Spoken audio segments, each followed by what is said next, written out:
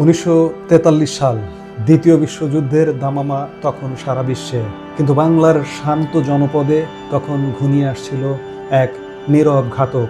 না, এটি কোনো মহামারী ছিল না, ছিল না কোনো প্রাকৃতিক দুর্যোগের অনিবার্য পরিণতি। এটি ছিল এক ম্যান মেড বা মানব সৃষ্ট দুর্ভিক্ষ, যাকে আমরা জানি 50-এর মন্বন্তর নামে। প্রায় 30 থেকে 40 লক্ষ মানুষ না খেতে পেয়ে তিলে তিলে মারা গিয়েছিল। রাস্তায় পড়েছিল লাশের স্তূপ, অথচ গুদামে ছিল খাবার। কেন ঘটেছিল এই ভয়াবহ ট্র্যাজেডি? এটি কি শুধুই ফসলের অভাব ছিল, নাকি ব্রিটিশ রাজের চরম অবহেলা?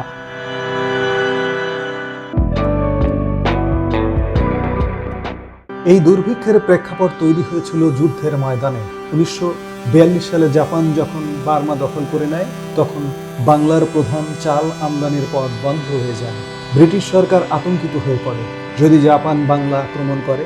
ডিনায়াল পলিসি বা পোড়ামাটি নীতির আওতায় ব্রিটিশ প্রধানমন্ত্রী উইনস্টন চার্চিলের নির্দেশে বাংলার উপকূলীয় অঞ্চলের সমস্ত চাল এবং নৌকা বাজেয়াপ্ত করা হয়। উদ্দেশ্য ছিল জাপানি সৈন্যরা যেন এদেশে এসে কোনো খাবার বা পরিবহন না পায়, কিন্তু এর ফলে বাংলার সাধারণ মানুষের মুখের গ্রাস কেড়ে নেওয়া হলো।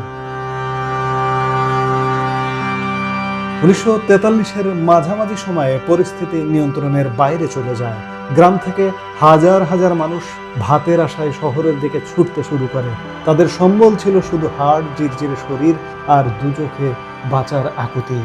লঙ্গরখানাগুলোতে দীর্ঘ লাইন, ডাস্টবিনে খাবারের জন্য মানুষ আর কুকুরের লড়াই, এই ছিল তৎকালীন কলকাতার দৃশ্য। মানুষের এই চরম দুর্গতি দেখে শিল্পাচার্য জয়নুল আবেদিন তুলে ধরেছিলেন, যা আজ ইতিহাসের সাক্ষী হয়ে আছে। অথচ ব্রিটিশ সরকার তখন ব্যস্ত ছিল তাদের সৈন্যদের রেশন মজুত করতে। অনেক ঐতিহাসিক মনে করেন এই দুর্ভিক্ষ এড়ানো সম্ভব ছিল। কানাডা এবং অস্ট্রেলিয়া থেকে গমের জাহাজ আসতে চেয়েছিল, কিন্তু চার্চিল সেই জাহাজগুলোকে বাংলায় পাঠানোর অনুমতি দেননি। যখন বাংলার মানুষের মৃত্যুর খবর চার্চিলের কাছে পৌঁছায়, তিনি তাচ্ছিল্য করে জিজ্ঞেস করেছিলেন, গান্ধী কেন এখনো মরেনি? চার্চিলের কাছে ভারতের মানুষের জীবনের চেয়ে যুদ্ধে জয় ছিল বেশি গুরুত্বপূর্ণ। বাংলার এই দুর্ভিক্ষ ছিল সাম্রাজ্যবাদের এক নিষ্ঠুরতম উদাহরণ।